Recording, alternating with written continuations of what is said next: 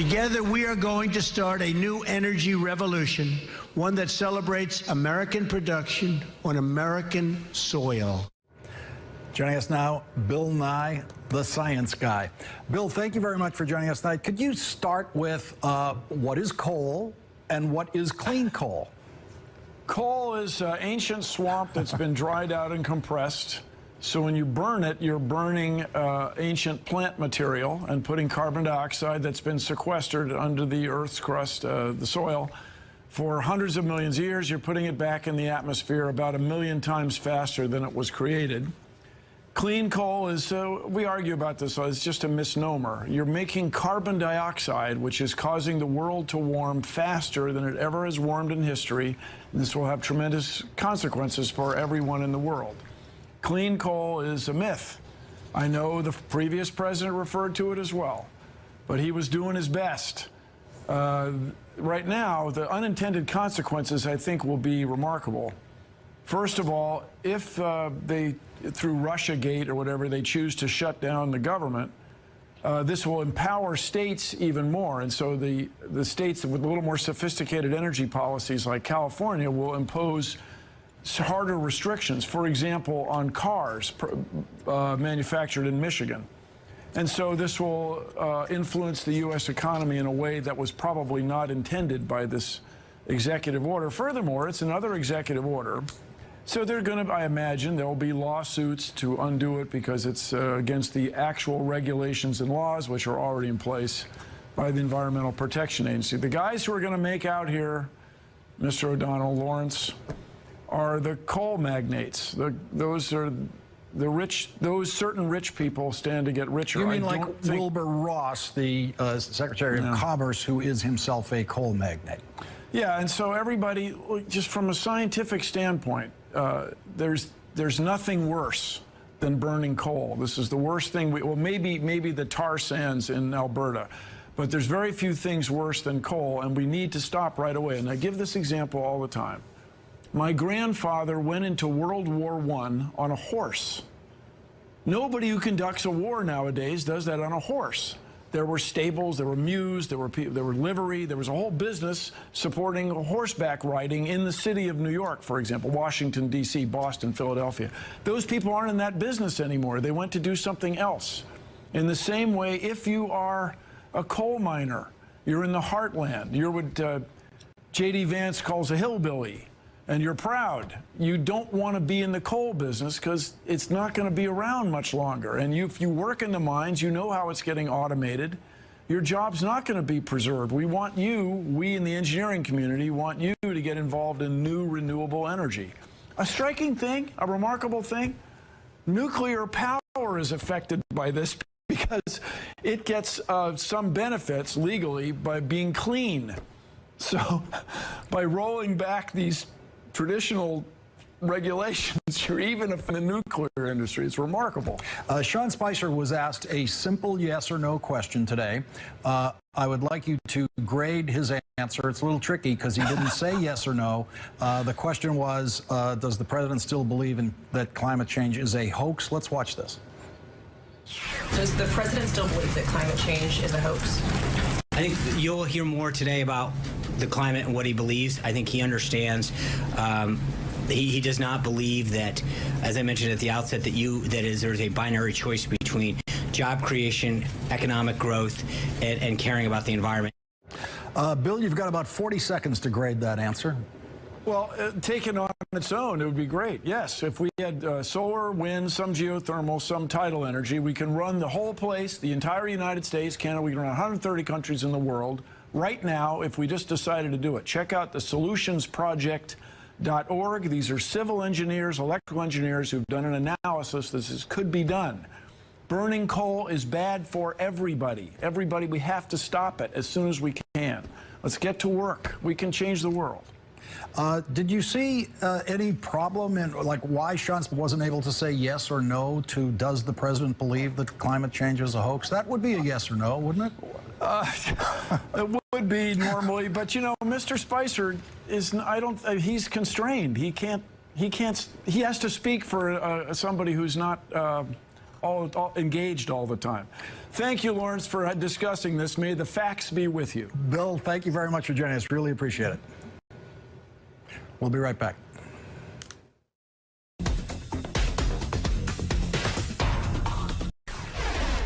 The White House just announced that Trump's son-in-law and leader of the preppy camp across the lake, Jared Kushner, will oversee a broad effort to overhaul the federal government.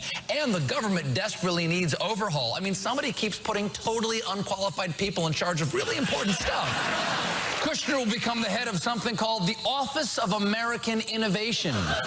Vague, but still better than the original title, the Bureau of Obvious Nepotism. The preppy camp across the lake. Stephen Colbert gets tonight's last word. The 11th hour with Brian Williams starts now. Tonight, Thanks, Rachel. Thank you, Lawrence. Well, as we said, the president went to the EPA today. Rachel just reported to sign an executive order all about promoting clean coal. Bill Nye, the science guy, will give us his reading on that. Also, here with us tonight, John McLaughlin, former acting director of the CIA, along with Jeremy Bash, former chief of staff to CIA Director Leon Panetta. They'll discuss the latest twists and turns in the Devin Nunes scandal, which also seems to be a Paul Ryan scandal. Should Devin Nunes recuse himself from the Russia investigation? No and no. He won't tell us what he learned over at the White House. Meetings are being canceled. We have done no business this week. Let someone else do this. He needs to step down. It's a little bizarre, sort of an Inspector Clouseau investigation here. We never talk about sources and methods. He's not willing to tell the Democrats and Republicans on the committee who he met with. I never ask you your sources. He could well be the sacrificial lamb that this White House is looking for. What we're seeing here is the most effective covert operation that Russia has carried out. I think he'd serve us all well if he recused himself from the Russia issue. Thank you.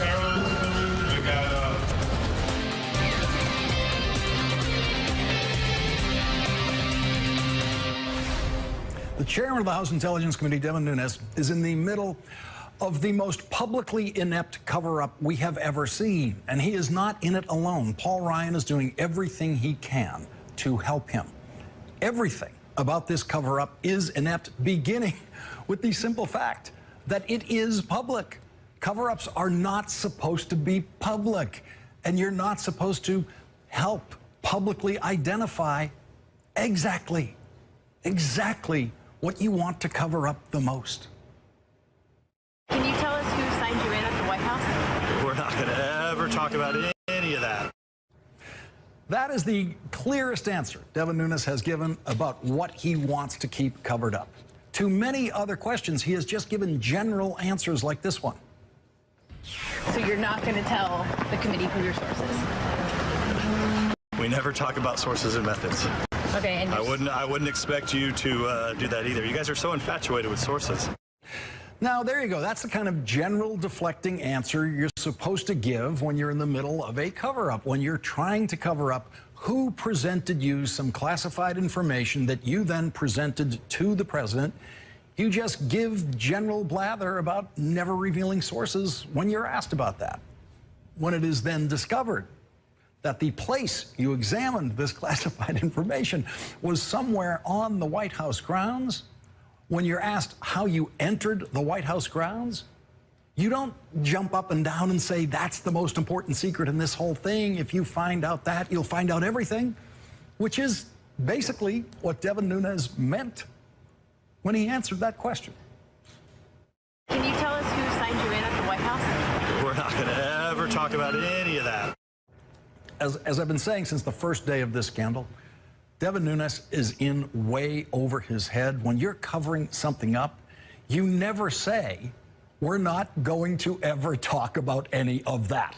You give general diversionary answers. And when you're the Speaker of the House and you decide who gets to be chairman of the Intelligence Committee, and the person who you have chosen to continue to be the chairman of that Intelligence Committee, after you inherited him from former Speaker John Boehner, when that chairman gets in trouble, you publicly rush to his defense. You say this is outrageous. You say he's doing the best possible job any chairman of the Intelligence Committee has ever done.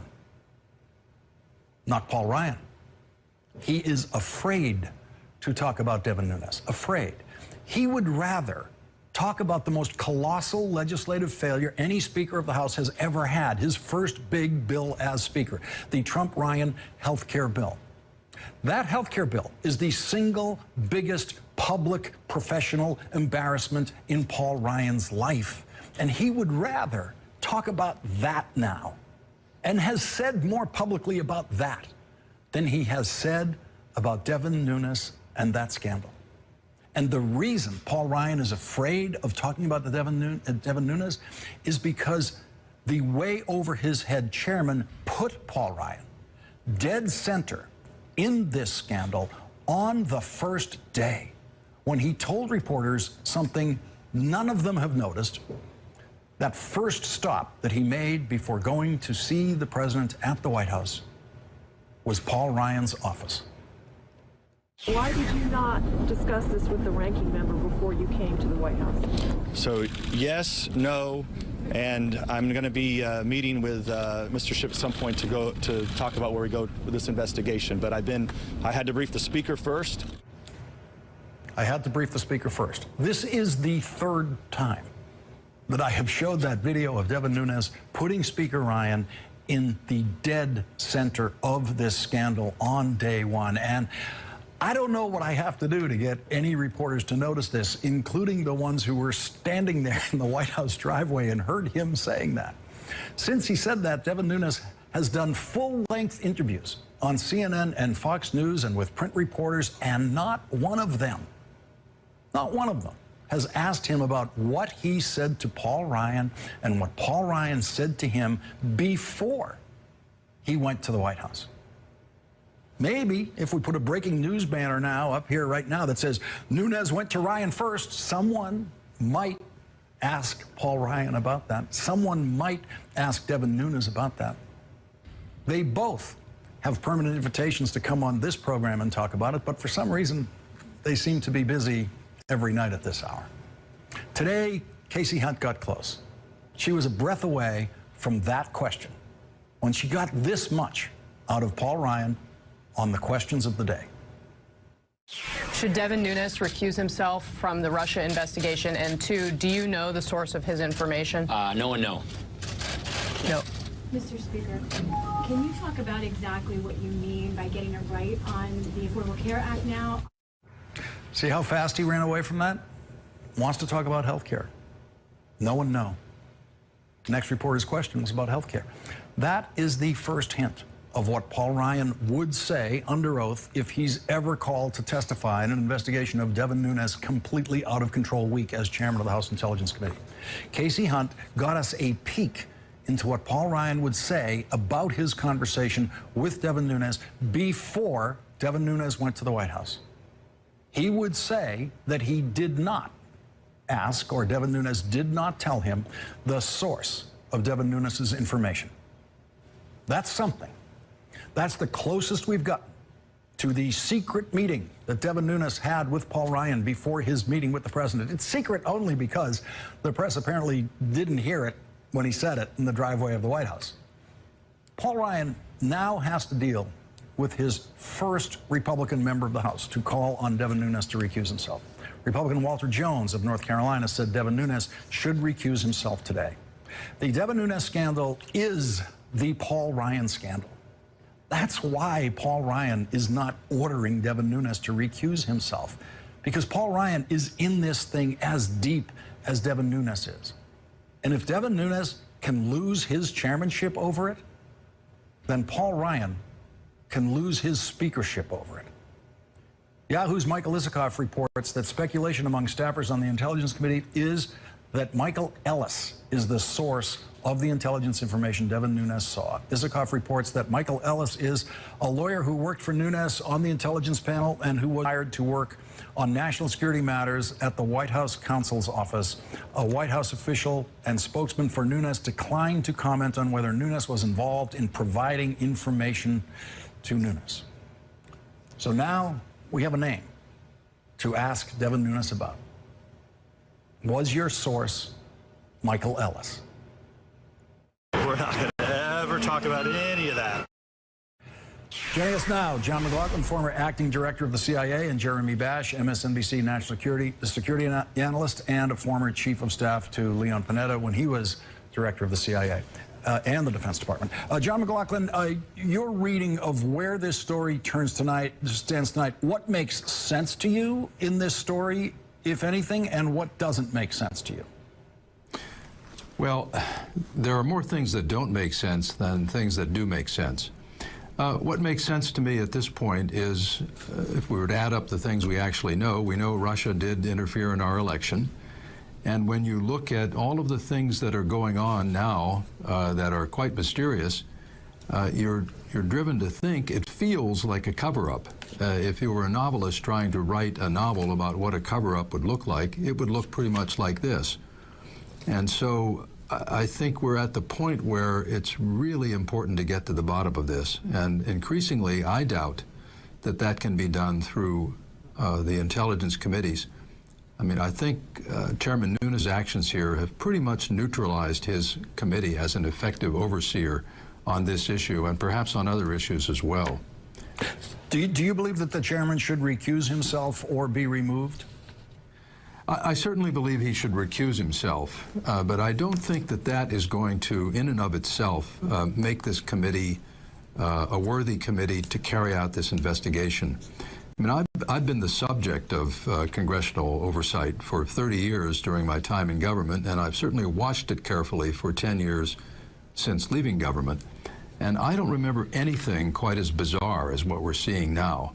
I think it's not much of an exaggeration to say that in this case, our oversight system has essentially broken down, which is a serious thing when you consider that what they're doing here is overseeing the secret activity of the United States in an open, pluralistic society like ours. It's one of the most important things Congress does.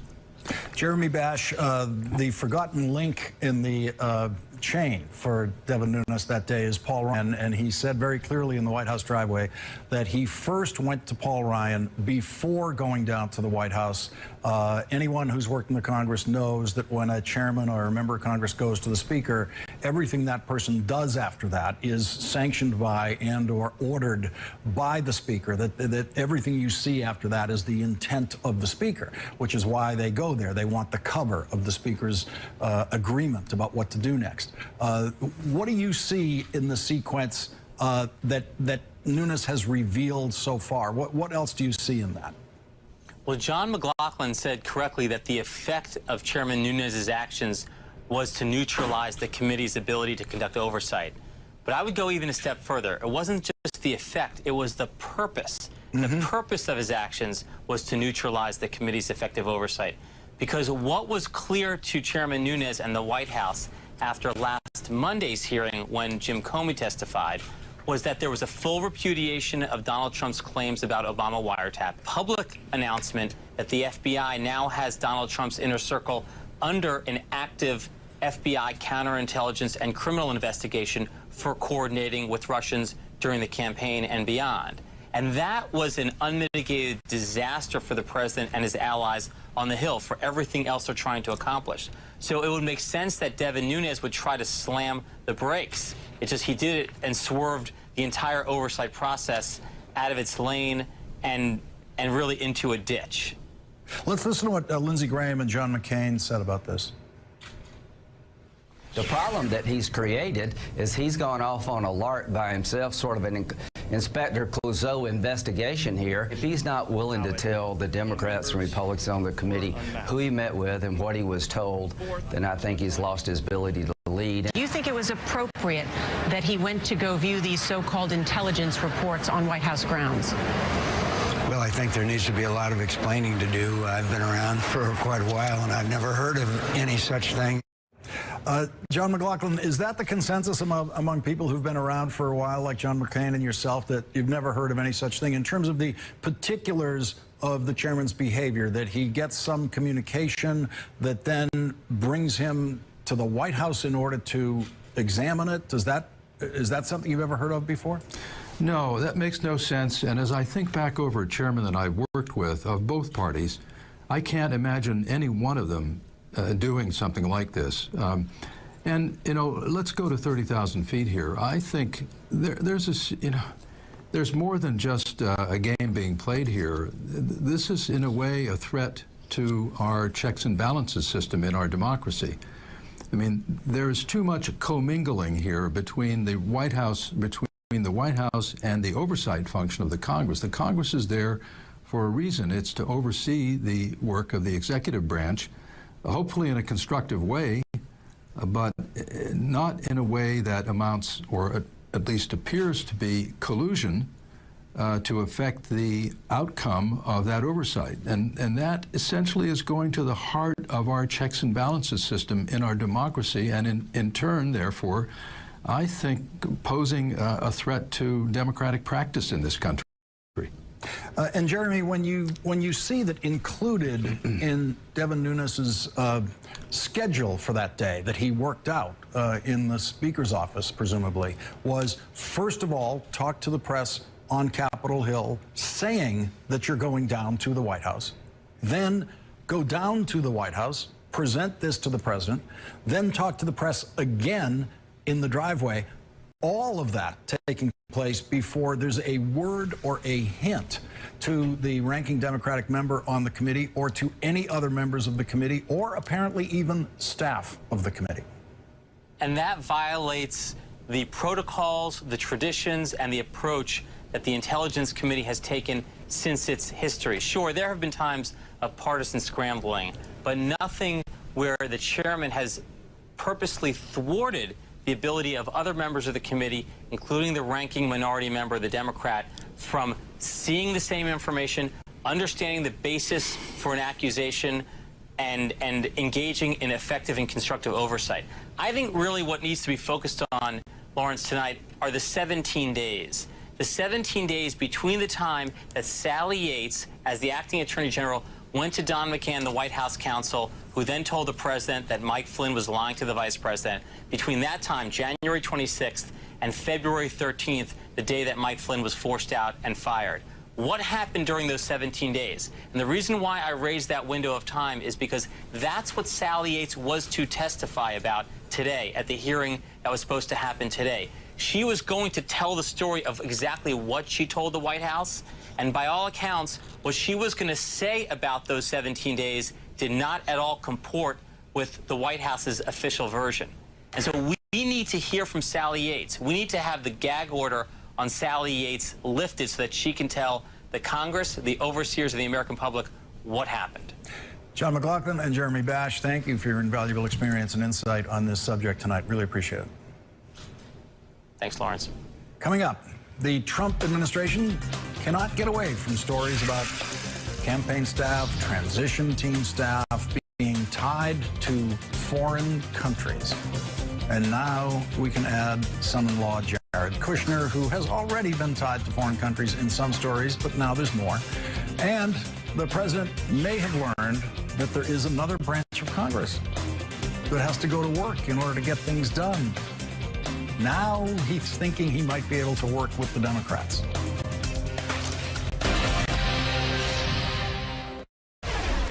Donald Trump's son-in-law, Jared Kushner, who holds the title of senior advisor to the president, is the first White House official to agree to testify before the Senate committee investigating Russian interference in the 2016 election.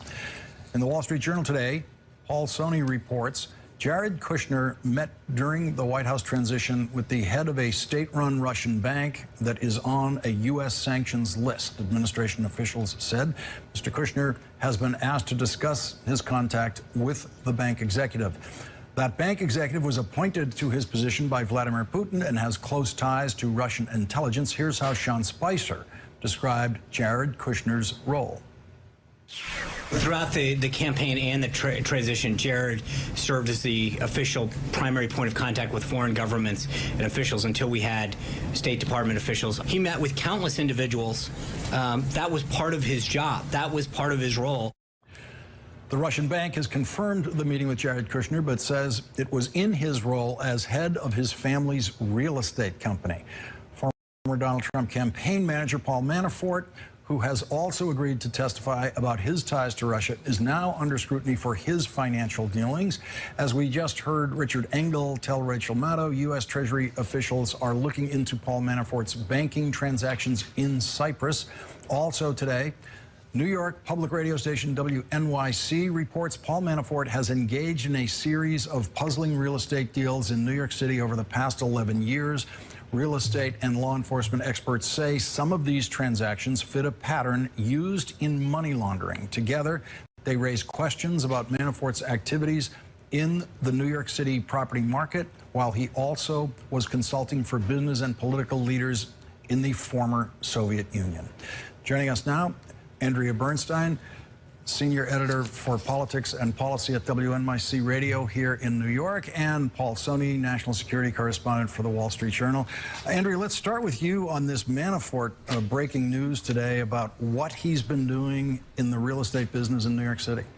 Well, the real estate in New York, as you know, is extremely expensive. And for this reason, it has attracted a lot of foreign investment. And the Treasury Department has started to look at these kinds of transactions where shell companies that you don't know much about purchase apartments for all cash, meaning without a mortgage, and then maybe sometime down the line sell or transfer into someone's name and then mortgage them out for a lot of money.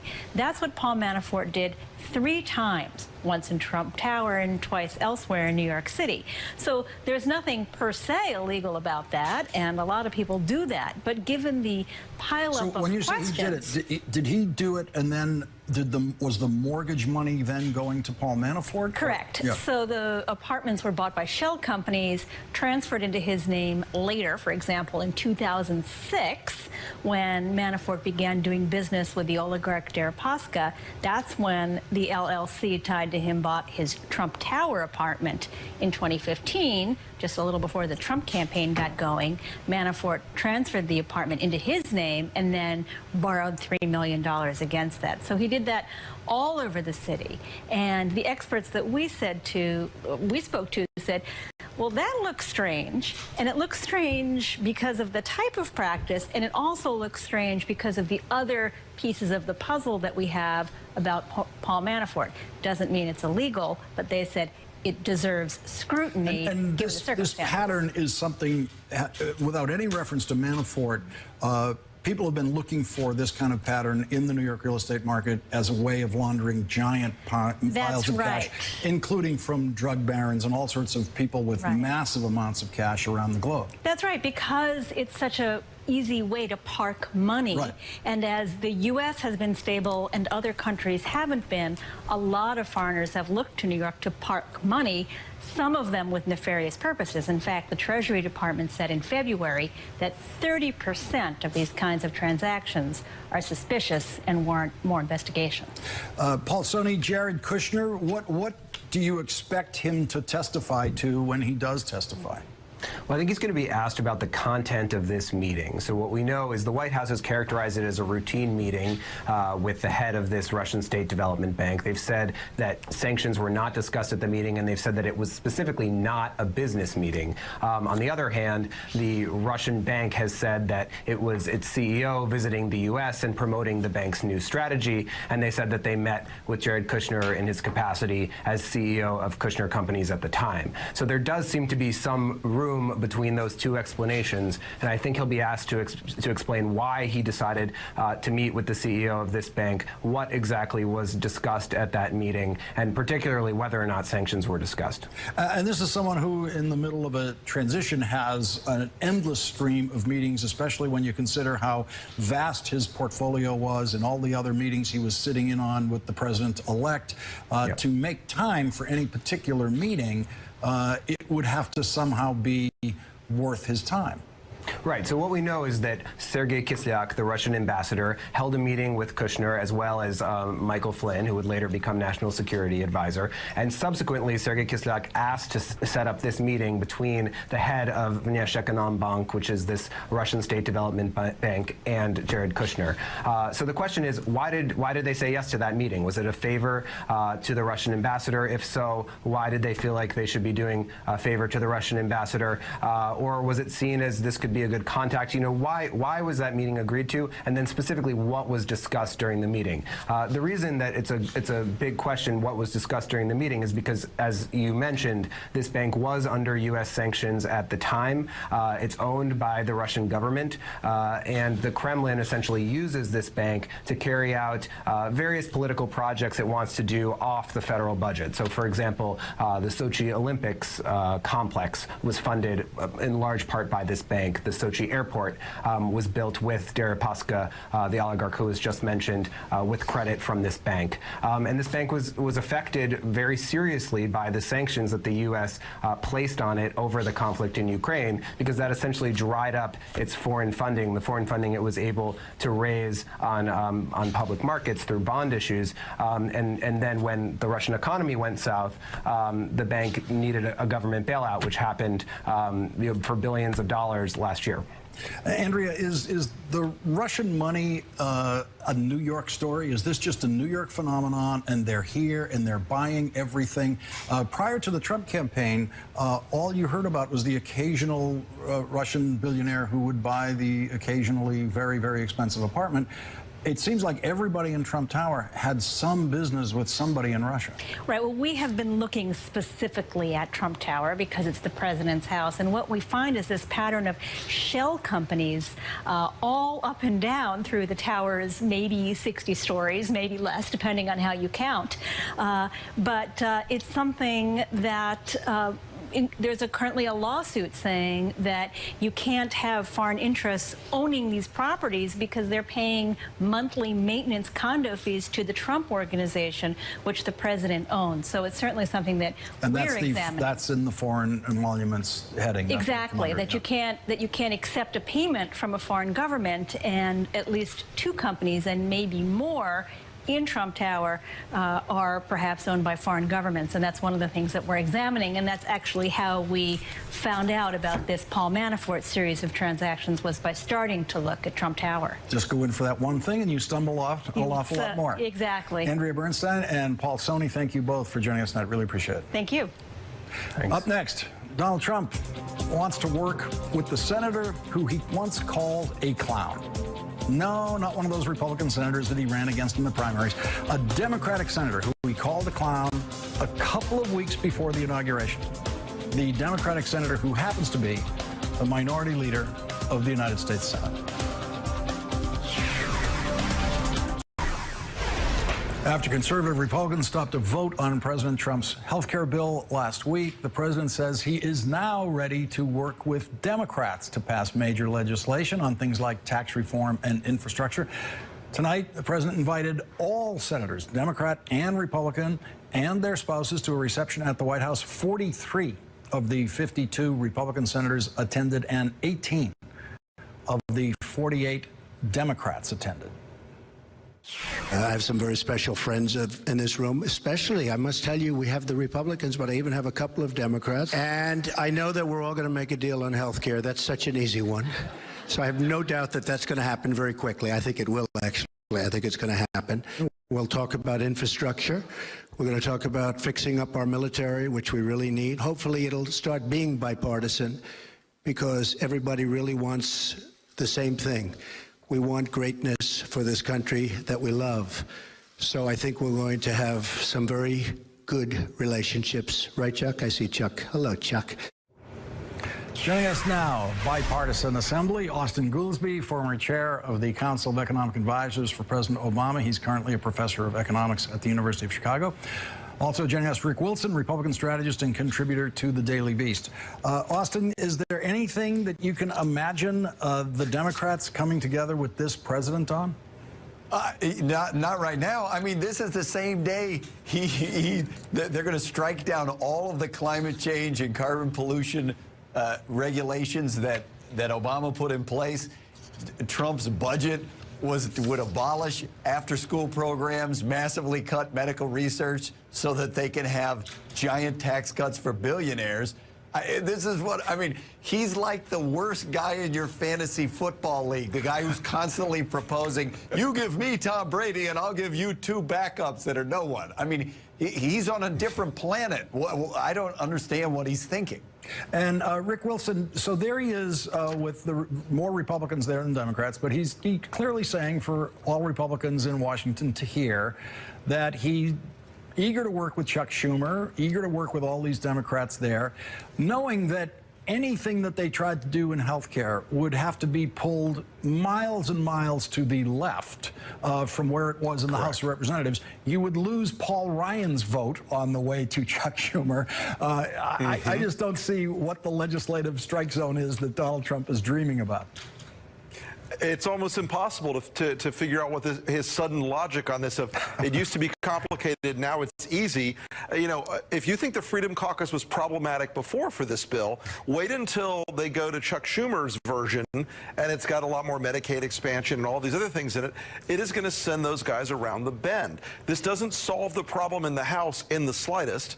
And it's frankly, I think it's just sort of wish casting on Trump's part that once again his powers of moral suasion, his mojo as a deal maker, which we saw last week went over, you know, like a fart in a hurricane. This was not something that was successful for him in the House. And I still alive. And now let's listen to Paul Ryan now pretending. Constructive meeting with our members. Some of those who are in the no camp expressed a willingness to work on getting to yes and to making this work. We want to get it right. We're going to keep talking to each other until we get it right. Austin, that sounds to me like Donald Trump and Paul Ryan both realized, oh, wait a minute, we promised our voters that we were going to do this. We can't quit on this in just a couple of weeks of trying, so let's just say publicly that we're going to try to do something. You're 100% right. And look, that would have been a cop-out joke that we all would have known that they were pretending if they had said that on the day that it was defeated. Yeah. If they said, oh, we're going to think for a few days more, and then you just never heard from it again. But to announce that you're killing it, to blame the Democrats on that day, as Donald Trump did, he said that we didn't get a single vote. It was like, yes, you're trying to destroy their domestic achievement, and coincidentally, none of them are going to vote for it. To say that, and then to several days later come back and say, oh, yes, we're about to do a deal, it's just goofy. I mean, it doesn't make any sense. So 30 of Chuck Schumer's Democrats in the Senate refused to go to the White House. They had better things to do tonight than go to the Trump White House. And Donald Trump tweeted in January 5th, he's president-elect, he's approaching inauguration. This is what he tweeted about the Senate Minority Leader. He said, the Democrats led by head clown Chuck Schumer know how bad Obamacare is. And Rick Wilson, tweeting about the minority leader as head clown and then thinking, oh, now let's go to work with him. I don't think we've seen that before. You know, Chuck Schumer's got a thick skin. I've done a lot of New York politics, and Chuck's not laying awake at night worrying that Donald Trump called him a bad name or said something about him. But it does give him an excuse and a reason to approach Trump with an ask rather than an offer. And Donald Trump has made himself now, just as this premature declaration that it was over it hurt their negotiating position, now saying, oh, we're going to work with Democrats, it's going to be easy. You know, now the Democrats have an opportunity to embarrass him by making it long and painful and difficult. Oh, and they're going to make it worse, and this is something that oh, yeah. They're going to make it worse because now the government is about to shut down. The Republicans have the biggest majority in the House they've had in 90 years. They control both houses of Congress, and they're not going to be able to agree with themselves to keep the government open. They're going to need Democratic votes, and Chuck Schumer's going to come back and say, well, here are the 10 things I want. Austin Goolsbee, thank you for setting the suspense up for the next big story here. Austin Goolsbee, Rick Wilson, thank you for joining us tonight. Really appreciate it. Thanks, Lawrence. Coming up, Bill Nye, the science guy, on what Donald Trump wants to do with clean coal.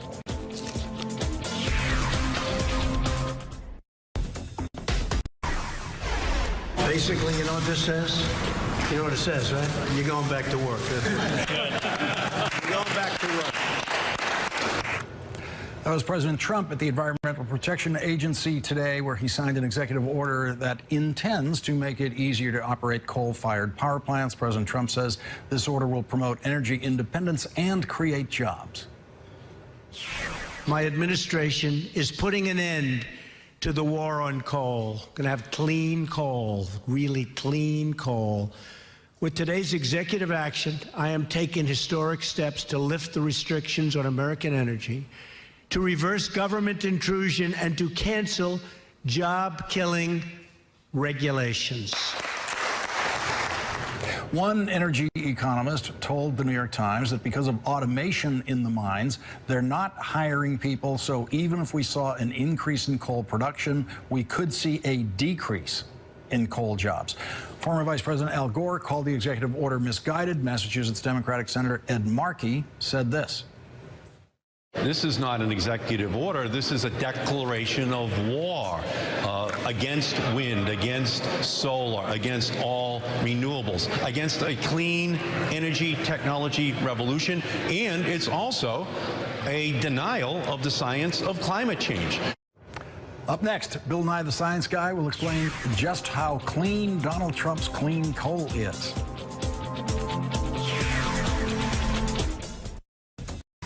Together, we are going to start a new energy revolution, one that celebrates American production on American soil. Joining us now, Bill Nye, the science guy. Bill, thank you very much for joining us tonight. Could you start with what is coal and what is clean coal? Coal is ancient swamp that's been dried out and compressed. So when you burn it, you're burning ancient plant material and putting carbon dioxide that's been sequestered under the Earth's crust, the soil, for hundreds of millions of years. You're putting it back in the atmosphere about 1 million times faster than it was created. Clean coal is, we argue about this, it's just a misnomer. You're making carbon dioxide, which is causing the world to warm faster than it ever has warmed in history. And this will have tremendous consequences for everyone in the world. Clean coal is a myth. I know the previous president referred to it as well, but he was doing his best. Right now, the unintended consequences, I think, will be remarkable. First of all, if they, through Russiagate or whatever, they choose to shut down the government, this will empower states even more. And so the states with a little more sophisticated energy policies like California will impose harder restrictions, for example, on cars manufactured in Michigan. And so this will influence the U.S. economy in a way that was probably not intended by this executive order. Furthermore, it's another executive order. So they're going to, I imagine, there will be lawsuits to undo it because it's against the actual regulations and laws which are already in place by the Environmental Protection Agency. The guys who are going to make out here, Mr. O'Donnell, Lawrence, are the coal magnates. Those are the rich. Those certain rich people stand to get richer. You mean like Wilbur Ross, the Secretary of Commerce, who is himself a coal magnate? Yeah, and so everybody, just from a scientific standpoint, there's nothing worse than burning coal. This is the worst thing. Well, maybe the tar sands in Alberta, but there's very few things worse than coal, and we need to stop right away. And I give this example all the time. My grandfather went into World War I on a horse. Nobody who conducts a war nowadays does that on a horse. There were stables, there were mews, there were livery, there was a whole business supporting horseback riding in the city of New York, for example, Washington, D.C., Boston, Philadelphia. Those people aren't in that business anymore. They went to do something else. In the same way, if you are a coal miner, you're in the heartland, you're what J.D. Vance calls a hillbilly, and you're proud. You don't want to be in the coal business because it's not going to be around much longer. And if you work in the mines, you know how it's getting automated. Your job's not going to be preserved. We want you, we in the engineering community, want you to get involved in new renewable energy. A striking thing, a remarkable thing, nuclear power is affected by this because it gets some benefits legally by being clean. So by rolling back these traditional regulations. You're even in the nuclear industry. It's remarkable. Sean Spicer was asked a simple yes or no question today. I would like you to grade his answer. It's a little tricky because he didn't say yes or no. The question was, does the president still believe that climate change is a hoax? Let's watch this. Does the president still believe that climate change is a hoax? I think you'll hear more today about the climate and what he believes. I think he understands. He does not believe that, as I mentioned at the outset, there's a binary choice between job creation, economic growth, and caring about the environment. Bill, you've got about 40 seconds to grade that answer. Well, taken on its own, it would be great. Yes, if we had solar, wind, some geothermal, some tidal energy, we can run the whole place, the entire United States, Canada, we can run 130 countries in the world right now if we just decided to do it. Check out the solutionsproject.org. These are civil engineers, electrical engineers who've done an analysis. This could be done. Burning coal is bad for everybody. Everybody, we have to stop it as soon as we can. Let's get to work. We can change the world. Did you see any problem in, like, why Sean wasn't able to say yes or no to does the president believe that climate change is a hoax? That would be a yes or no, wouldn't it? It would be normally, but you know, Mr. Spicer is, he's constrained. He has to speak for somebody who's not all engaged all the time. Thank you, Lawrence, for discussing this. May the facts be with you. Bill, thank you very much for joining us. Really appreciate it. We'll be right back.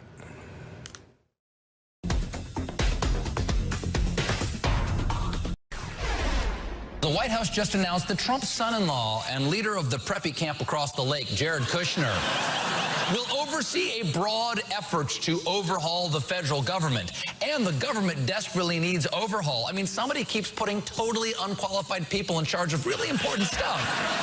Kushner will become the head of something called the Office of American Innovation. Vague, but still better than the original title, the Bureau of Obvious Nepotism.